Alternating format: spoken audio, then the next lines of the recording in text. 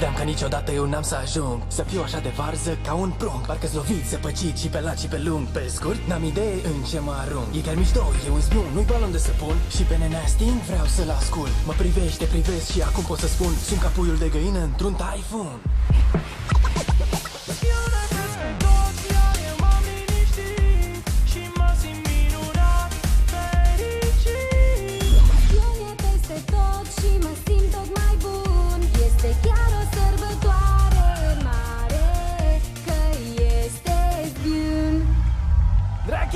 Te bagi și tu? Nu, am venit mai aproape doar ca să vă aud mai bine. Haide, măcar încearcă! Bine, poate doar puțin. Ascultați la mine și la ce vă spun. Toată lumea să cânte, aici și acum. Ridicați volumul până iese în fum. Dacă simți că e bine, atunci ai un zbiun. Zbiun și vampire mai bun. Și doar o femeie m-a făcut să fiu zbiun. E COVID, zbiun, ascultă ce spun. Te salvează doar inelul și îți de Crăciun.